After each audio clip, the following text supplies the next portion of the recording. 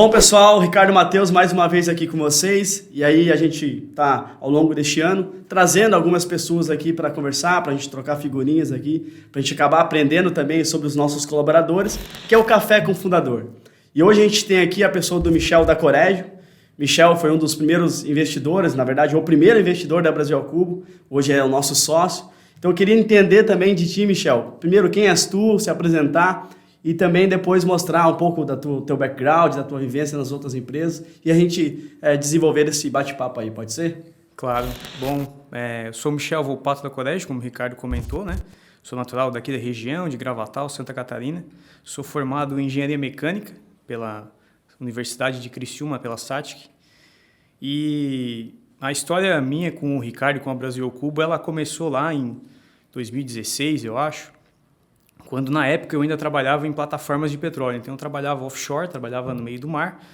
E aí, pelo um acaso, né, conheci hoje minha esposa, irmã do Ricardo, que teve aqui já, a Cláudia. E aí ela me apresentou um business plan à época era uma revista, né? Eu ainda tenho essa revista lá em casa, de algumas casas que o Ricardo iria fazer, né? Naquela época a empresa nem tinha esse nome ainda, era outro nome. E achei muito interessante o modelo construtivo. Era algo completamente inovador, né? A gente nunca tinha visto nada disso. E na época eu tinha lá a minha reserva e achei uma oportunidade excelente de mudar a minha vida, né? Eu estava numa vida cômoda, entre aspas, e decidi apostar boa parte das minhas economias no Ricardo. Os anos se passaram, as coisas aconteceram melhor do que a gente lá no começo havia pensado, né? Mas o caminho foi bem árduo aí durante esse período todo. Foi assim um prazer. Hoje eu sou da família, né? Então é com prazer que eu falo aqui que a gente é da família. Mas amigos, família, negócio à parte. Muito, muito importante. Pô, exatamente isso. Bom, Michel, primeiro também cabe o meu agradecimento aí pelo investimento inicial feito na própria Brasil ao Cubo. Ali ajudou no desenvolvimento já tinha a parte de protótipo pronto, entretanto a gente precisava de fato se lançar ao mercado, né? Então, para se lançar ao mercado, precisava fazer produtos aí naquele momento. Foram 2 residências, né? Casas de 60 metros quadrados cada uma delas, para a gente pudesse fazer o lançamento lá na feira, casa pronta, naquele momento foi muito importante, porque por isso coincide com o ano de fundação da Brasil ao Cubo, que a gente chama, né, 2016, porque de fato a gente faz o lançamento. Entretanto, ali 2013, 14, 15, a parte de prototipagem, de business plan, eu estava desenvolvendo.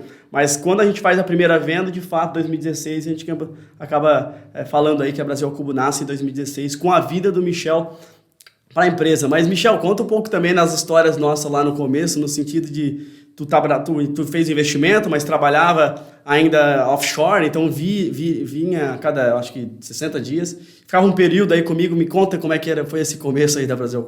Então, como eu comentei, né, eu trabalhava offshore e é um regime todo específico de trabalho, então cerca de 15 dias lá e tinha, teoricamente, os dias de folga, né, e nesses dias de folga eu vinha para cá, para Tubarão, para poder ajudar, né? Lá na época, no começo eram questões administrativas, financeiras, aí comecei a ajudar com suprimentos e foi, né? Naquela época tudo muito embrionário ainda e aí a gente conseguia dar o apoio, né? Da maneira que a gente conseguia nos poucos dias que a gente estava aí. Com o passar do tempo, a empresa foi ganhando corpo, né? Foi incorporando outros colaboradores e em um determinado momento, em 2018, salvo engano, eu me desliguei completamente lá da empresa que eu trabalhava e vim me dedicar 100% do tempo aqui na Brasil ao Cubo. Acho que aqui, desculpa te interromper, mas cabe um gancho, né? Muito interessante para muitos empreendedores também, que queiram se desenvolver, queiram ter os seus negócios. Eu acho que é importante comentar esse gancho que tu acabou deixando, Michel, no sentido de tu colocar areias lá na caçamba e colocando grãos e só virar a chave quando de fato tiver essa caçamba um pouco cheia. Não adianta só bater na chave lá e não ter nada lá cheio na caçamba, por exemplo. Isso é muito complicado. Então, só para fazer o gancho, tu se desliga do teu trabalho, que era um puta de um emprego, realmente referência no Brasil e no mundo, né? Depois tu pode falar um pouco da empresa onde tu trabalhava, mas só vira a chave a partir do momento que há, de fato, um pouco de enchimento dessa caçamba, aí, lógico, de maneira ilustrativa comentando. Mas isso é importante também exemplificar isso para todos os empreendedores, né? Não adianta virar a chave e tu não ter algo em paralelo. Então, se desenvolver, pode trabalhar numa empresa e pode desenvolvendo em paralelo isso para que lá na frente tu realmente, ao iniciar, já tem alguma coisa desenvolvida, né? Com certeza. E completando até, Ricardo, se me permites, é interessante que assim, a pessoa do empreendedor, ele é uma pessoa que tem um arrojo muito grande. E é muito importante, por mais que não seja um sócio ou que seja alguma pessoa de confiança que tenha um contraponto. E talvez, talvez não, né? Com certeza lá no início da trajetória da Brasil Cubo, muitas vezes eu fui esse contraponto. Então, conversas, outros planos, eram ações menores, enfim, mas a gente sempre teve esse contraponto. Acho que é um ponto bem interessante, que todo mundo deve sempre ter alguém como exemplo e para ver, perguntar, questionar, enfim. É importante, só desculpa para complementar, Michel, mas o empreendedor ele tem durante muito tempo uma carreira solitária, uma vida solitária. E as madrugadas de um empreendedor, e quem é empreendedor vai se identificar com isso, elas são constantemente envolvidas por pensamentos e aquilo fica maturando. Só que quando tu acorda para sonhar, que eu acabo falando que, né, não adianta sonhar dormindo, tem que sonhar acordado. E quando tu sonha acordado, tu precisa do diálogo. E muitas vezes aquela tua ideia que tu tem numa madrugada, no primeiro diálogo que tu tens com um dos sócios ou com um colaborador, tu acaba aprendendo muito. Então o diálogo necessário naquele começo foi muito importante também para que a gente pudesse se desenvolver. E falando um pouco mais, né, daquele período, então a gente fazia de tudo um pouco, né? A questão lá de eu me desligar, né, da empresa, como todo mundo imagina, né, a Brasil Cubo não é sempre o sucesso que ela é hoje, né? Ela teve momentos mais difíceis lá atrás, né? Graças a Deus a gente superou todos eles, mas foram momentos de bastante trabalho, bastante suor, bastante noites mal dormidas, e alguns trabalhos que foram assim bem pesados e críticos no nosso... Algumas trocas de cheques, então tu tem que se desenvolver, ir ao mercado, trocar um chequezinho para pagar funcionário. Isso aí com certeza teve, mas graças a Deus a gente conseguiu superar, principalmente com a vinda de outros sócios que trouxe algumas bagagens para nós, para que a gente pudesse se desenvolver, né, Michel?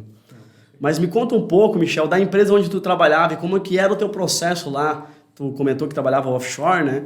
Mas qual era a empresa e como é que funcionava lá? E aí um pouco da expertise que tu aprendeu lá, trazendo aí para o Brasil Cubo. Eu trabalhava numa empresa, numa multinacional francesa de petróleo, chamada Schlumberger. Ela é ainda, né, a maior prestadora de serviço no ramo de petróleo do mundo. Então, ela faz um pacote completo. Então, as operadoras, né, vou dar um exemplo, a Petrobras, contrata essa empresa para fazer...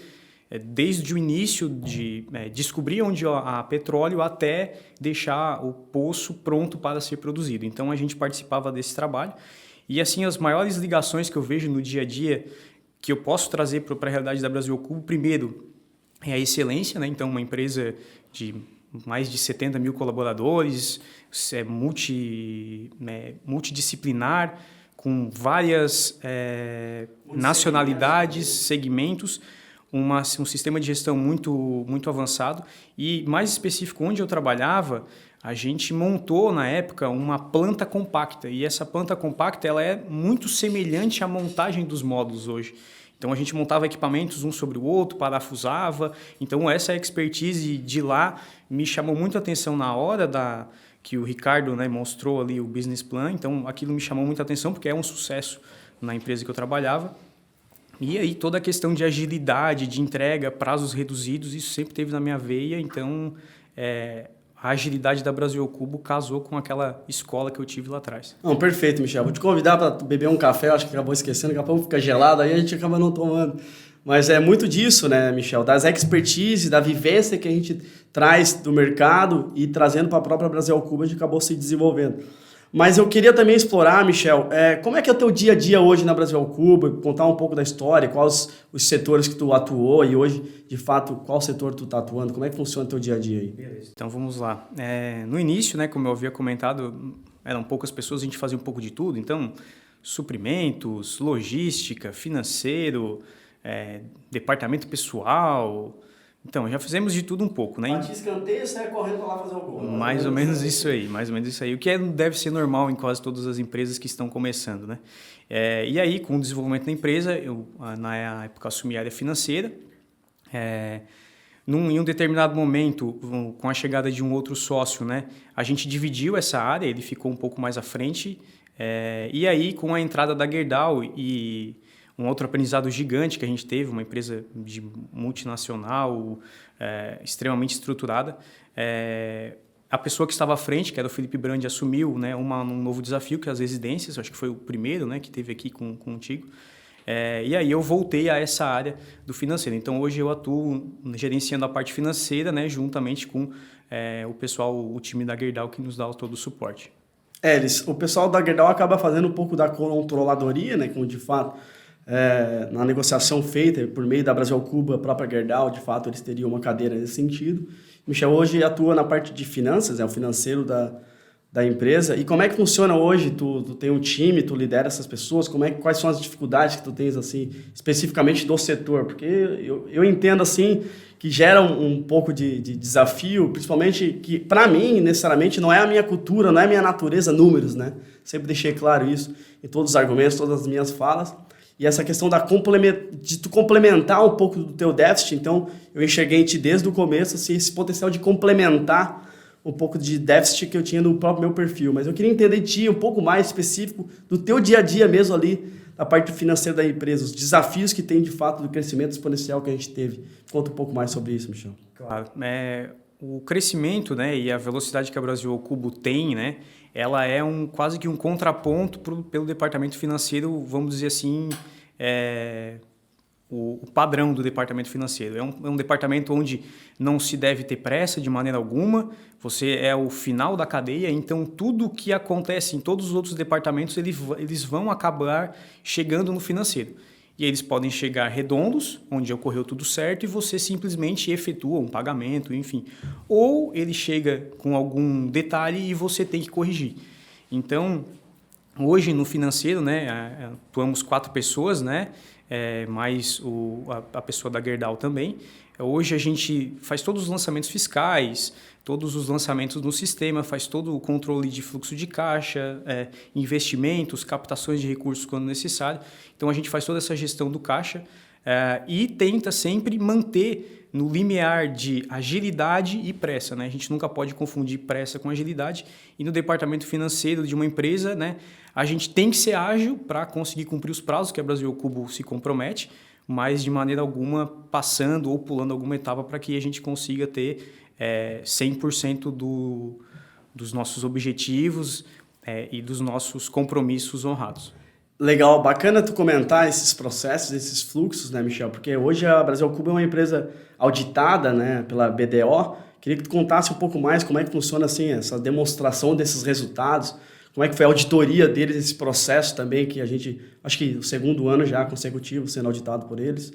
Queria que tu falasse assim, o desafio que é, tudo muito novo, mas como a demonstração desses resultados de maneira transparente, como é que foi esses desafios de ter lidado com uma auditoria externa, por exemplo?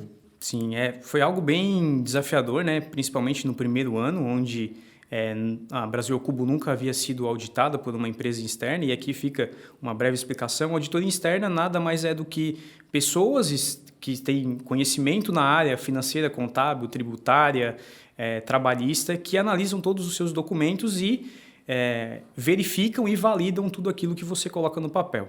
Então, é um trabalho bem árduo, né, onde a gente tem que buscar todos os documentos, comprovar toda e qualquer informação lançada, todo e qualquer movimento, registro de entrada e saída de recurso, todos os pagamentos de tributos, enfim, é algo bem desafiador. O primeiro ano a gente teve muito trabalho, né, mas conseguimos, com êxito, ter as demonstrações financeiras auditadas. O 2º ano, né, que a gente apresentou agora em março, conseguimos também, né, sem ressalvas, o que é algo muito importante porque, na verdade, isso é um endosso, né, não só para a gente, para os colaboradores, para os stakeholders, para os fornecedores. Então, é algo bem interessante ter uma empresa auditada e ainda auditada por uma das top 5 do mercado.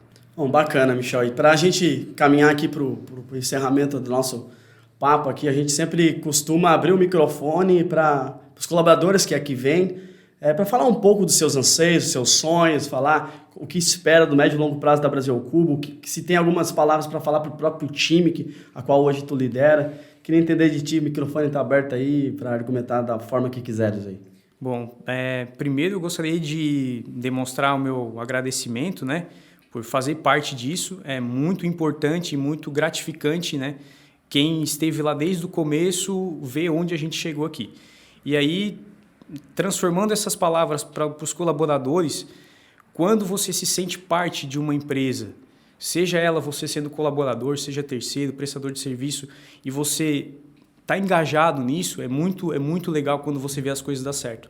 Então, aqui, para que todos que estejam ouvindo, sintam-se parte da empresa, façam acontecer, porque é muito gratificante quando você planta uma semente lá atrás, você começa a colher ela na frente. Então, é só as minhas palavras são essas, para que quem acredita na Brasil Cubo como a gente acreditou, né? Primeiro o Ricardo, depois eu, depois vários outros, e ver dado certo é muito gratificante, mas tem bastante suor. Então, assim, vai ter trabalho, vai ter suor, vai ter lágrimas às vezes, mas o resultado lá na frente que nos espera é muito gratificante. Então, para que todos trabalhem arduamente e a gente tenha um futuro, ao meu ver, brilhante. Nós estamos num oceano azul, quase, vamos dizer. Nós temos um produto completamente diferenciado. Hoje a gente viu um vídeo da obra que a gente está fazendo aqui para um hospital. É uma coisa absurda a qualidade do que a gente está fazendo. Ninguém entrega isso. Então, a gente tem que se orgulhar também disso e trabalhar forte para que a gente consiga atingir os nossos objetivos. Acho que é isso. Bom, Michel, muito obrigado aí pelo bate-papo. Eu sempre gosto muito porque a gente acaba vindo de coração aberto e trocando essas figurinhas. É sempre importante porque no final do dia a gente acaba se desenvolvendo, andando para frente, se adiantando, como eu comento aqui.